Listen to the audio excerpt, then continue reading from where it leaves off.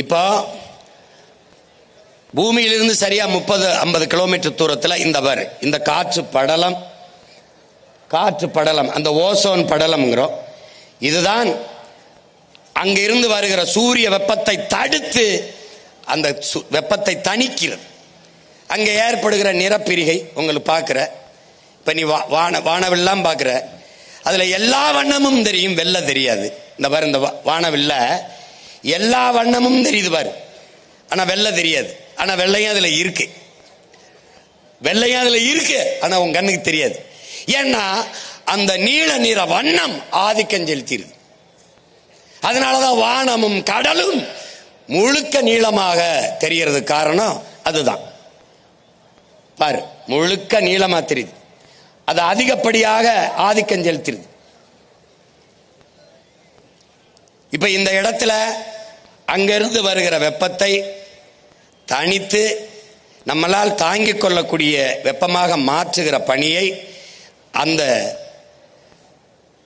காற்று வளிமண்டலம், காற்று படலம் செய்யுது. அதுக்கப்புறம் அங்கிருந்து வருகிற வெப்பத்தையும் நம்மளால் தாங்க முடியாது, பொசுங்கி எரிஞ்சு செத்து போயிடுவோம். அப்ப அதை யார் தடுக்கிறது? இந்த மரங்கள். பார்க்கிற இது ஏன் பழுப்பா காட்டியிருக்கேன்னா, நீ எந்த செடியும் கொடியும் எந்த மரமும் துளிர்க்கும் போது பழுப்பு நிறத்தில் தான் இலை துளிர்க்கும்.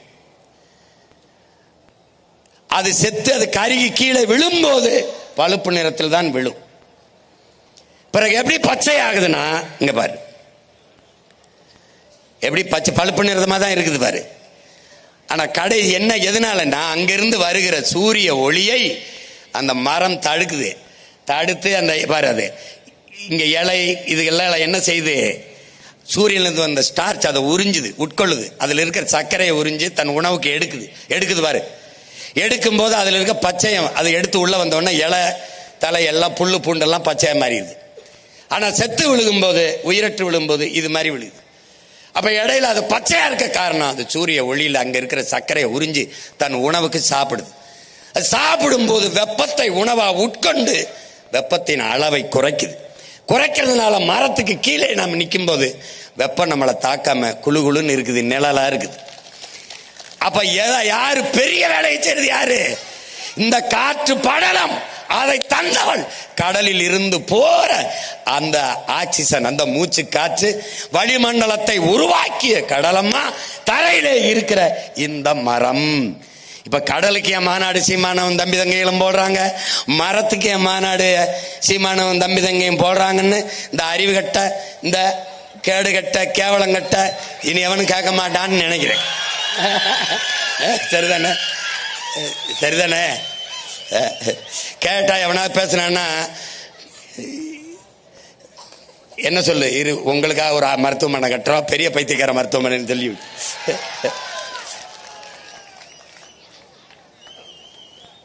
இப்ப இந்த காடுகள் இது என்ன செய்யுதுன்னா, புவி வெப்பமாகறனால என்ன நமக்கு பிரச்சனை அப்படிங்கிறத நீ பார்த்துக்கணும். இது என்ன செய்யுதுன்னா, பூமிக்கு மேல இந்த நச்சு காற்றுகள்லாம் இருக்கு பாத்தியா, இந்த நச்சு காற்று எது, மீத்தேன், ஈத்தேன், இந்த ஹைட்ரோ கார்பன் எடுக்கிறது, இந்த நெய்வேலி பழுப்பு நிலக்கரி இதுல இருந்து போறது, அணு உலை, இந்த என்ன சொல்றது, இந்த நச்சாலைகள், உர தொழிற்சாலை, இது எல்லாத்திலும் இருந்து போது பாரு. இந்த அனல் மின்சாரம், இந்த அணுக்கழிவு எல்லாம் மேல போகுது பத்தியா, காற்றாகி இந்த கார் வெளியிடுகிற, மோட்டர் பைப் வெளியிடுற, சிப்காடுங்கிற தொழிற்சாலை, இது எல்லாம் போற இந்த காற்றுகள் எல்லாம் என்ன செய்யுதுன்னு பாத்தீங்கன்னா, இங்க இந்த பூமியிலிருந்து சரியா ஒரு 15 கிலோமீட்டர்ல போய் காட்டிருக்கேன் பத்தியா, கருப்பா ஒரு போர்வை மாதிரி படலை மாதிரி படந்துக்குது. அதுக்கு மேல 50 கிலோமீட்டர்ல ஒரு காற்று படலம் இருக்கு, அதுக்கு கீழே ஒரு கருப்பு படலம் இருக்கு. இந்த படலத்தை உருவாக்கியவன் யார்? நம்ம தான். எது? இந்த நச்சு ஆலைகளில் இருந்து வெளியாகிற இந்த கரும் புகை, ஏசி, இந்த குளிர்சாதன பெட்டி, இந்த நீராவி, இது எல்லாம் கலந்து போய் சேர்ந்து சரியா பூமியிலிருந்து 15 கிலோமீட்டர்ல இப்படி கருப்பா நின்னுக்கிறது. இதனால என்ன பிரச்சனை? என்ன பிரச்சனைனா, சூரியனில் இருந்து வருகிற வெப்பம், பகலில் இருக்கிற வெப்பம் இரவில் நீல அலை கதிர்களாக மேலெழுந்து சென்று போய் குளிர்ந்துருது. ஆனால் இந்த பகலில் வருகிற சூரிய வெப்பம் இரவில் நீலலை கதிர்களாக மேலே எழுந்து செல்கிற போது அதை மேலே போக விடாமல் இந்த கருப்பு போர்வை போட்டு போர்த்தியதை போல இந்த புகை, இந்த படலம் என்ன செய்து, இந்த தூசிகளால், இந்த நச்சு புகைகளால் உருவான படலம் திருப்பி பூமிக்கு அனுப்பிடுது. நன்கு என் தம்பி தங்கைகள், என் பேரன்பு மிக்க பெற்றோர்கள் புரிந்துக்கணும். இது பூமிக்கு திருப்பி அனுப்புறதுனால என்ன ஆயிருதுன்னா, இந்த வெப்பம் மேலே போகாமல் பூமியிலே நிரந்தரமாக தங்கி விடுவதால் பூமி வெப்பமாகிறது, புவி வெப்பமாகிறது. புரிஞ்சிச்சா? இந்த புவி வெப்பமாவதால் என்னென்ன பிரச்சனை? பருவ நிலை, கால நிலை மாறிடுது. அதனால என்னென்ன பிரச்சனை இப்ப பாரு. காலநிலை,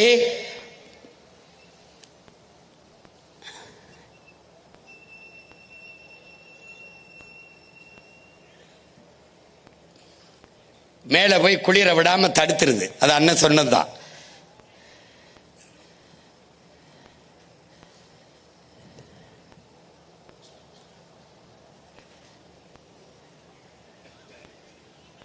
இப்ப பாரு, புவி வெப்பமாவதால் என்னென்ன பிரச்சனைன்னு நீ கேட்கும்போது உனக்கு விளக்குறேன் பாரு அண்ணன்.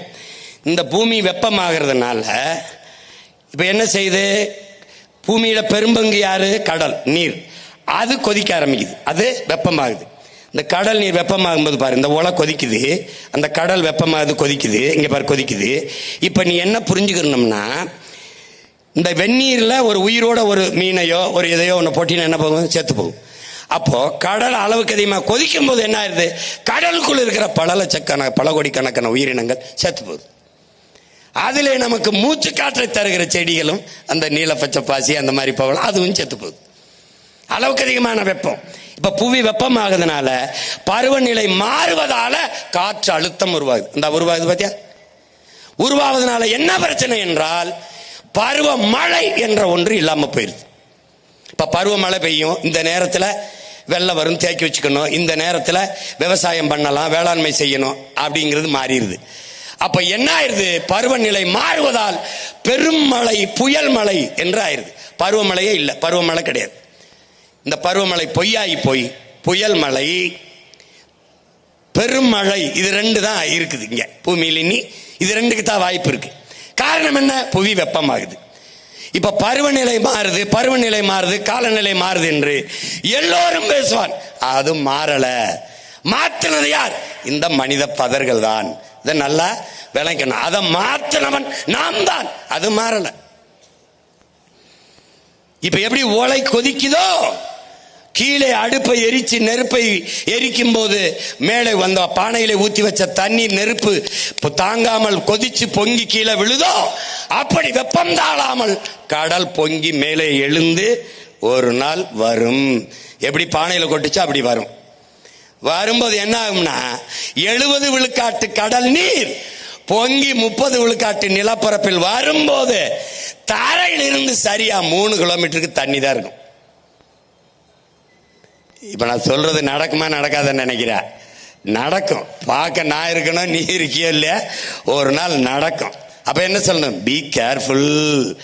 வாரு இப்ப கொந்தளிச்சு வருது பாரு. இது நம்ம ஐயா ஒரிசா பாலு, ஒரு கடல்சார் ஆய்வாளர், நம்ம ஐயா இறந்துட்டாங்க. இவங்க என்ன சொல்றாங்க? ஏற்கனவே நம்முடைய சொல்லிருக்க பகுருளி ஆற்றனன் பல்மலை அடுக்கத்து குமரிக்கோடும் கொடுங்கடல் கொள்ள நம்முடைய பாட்டனார் இளங்கோவடிகள் சிலப்பதிகாரத்தில் பாடியிருக்காரு. ஏற்கனவே பகுருளி ஆற்றுடன் பல்மலை அடுக்கத்து குமரிக்கோடும் கொடுங்கடல் கொள்ள. கடல் கொன்றுச்சு, குமரி கண்டம்னு ஒண்ணு கடல் கொன்றுச்சுங்கிறாங்க. இப்ப அது மாதிரி எங்கேயாவது நடந்திருக்கான்னா, இந்த கீழடியில் உனக்கு 2600 ஆண்டுக்கு முன்னாடி இருந்து தோன்றான் பூம்புகாருக்குள் பெரிய கடல்கொள் நகரம் இருக்குன்றார். அதுக்கு சான்று ஐயா நம்ம ஐயா ஒரிசா பால் அவர்கள் காட்டியிருக்காங்க. உள்ளுக்குள்ள கடலுக்குள்ள ஒரு பெருநகரம் மூழ்கி இருக்குடான்னு. அது போல ஒரு ஆழி பேரலை வந்ததே உன்னால தாங்க முடியல. அப்ப கடல் பொங்கி வெளியில் வரும்போது 70 விழுக்காட்டு நீர், நீ 30 விழுக்காட்டு நிலப்பரப்பு அவள் மூடினால் 3 கிலோமீட்டர் உயரத்திற்கு நீரால் நீ மூழ்கடிக்கப்படுவாய். அதுதான் இது. இப்ப இது என்னன்னா, இந்த இதுல என்ன கொடுமைனா, இந்திய நிலப்பரப்புல அதிகப்படியா 81 விழுக்காடு நிலக்கரி மீத்தேன் தமிழ்நாட்டில் தான் இருக்கு. இது காரணம், பன்னெடுங்காலமாக பல ஆயிரம் ஆண்டுகளுக்கு முன்பு வாழ்ந்த மூதாதை இதற்குள் வாழ்ந்து அதுக்குள்ளே பூமிக்கிலே புதைந்து போன மரம், செடி, கொடிகள், இலை, தலைகள் எல்லாம் மக்கி மண்ணோடு மண்ணாக புதைந்து வெப்பத்தாலும் அழுத்தத்தாலும் கரியாகி மாறுது. அது நிலக்கரி. அந்த கரியின் இடுக்குள்ளே ஒரு காற்று உருவாகிறது. அந்த வெடிப்புக்குள்ளே தேங்கி நிற்கிற காற்று, எரி காற்று, அதுதான் மீத்தேன், ஈத்தேன், ஹைட்ரோ கார்பன் என்று சொல்லப்படுது. அப்ப அதை எடுக்கிறதுக்கு என்ன பண்ணணும்? பூமிக்குள்ள குழாயை போட்டு அந்த காற்றை உறிஞ்சுவதற்கு அங்கே இருக்கிற நீரை உறிஞ்சி வெளியில ஊத்தணும். வெளியில ஊத்தி விட்டு அந்த காற்றை உறிஞ்சணும். இப்படிதான் மீத்தேன் எடுத்துக்கிட்டு இருக்கான். நீ வெளியில பார்க்கும்போது ஒரே ஒரு குழாயை பார்க்கிறாய், ஒரே ஒரு குழாயை. நீ ஒரே ஒரு அடிமரத்தை பார்க்கிறாய், ஆனால் வேற நீ பார்க்க முடியாது.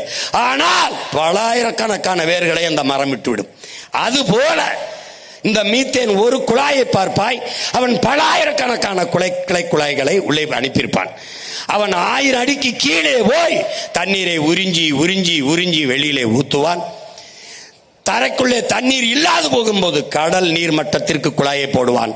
இந்த கடல் நீர் உள்ளே வரும். இந்த கடல் நீரையும் உறிஞ்சி தண்ணீரை வெளியே ஊத்துவான். நிலம் உப்பளமாகும். ஒன்றத்துக்கும் ஒரு பயிரும் செய்ய முடியாத அளவிற்கு நிலம் மாறும். இதனால்தான் அதை நிறுத்துங்கிறான். உனக்கு புரியுதுன்னு நினைக்கிறேன். அதை நிறுத்து.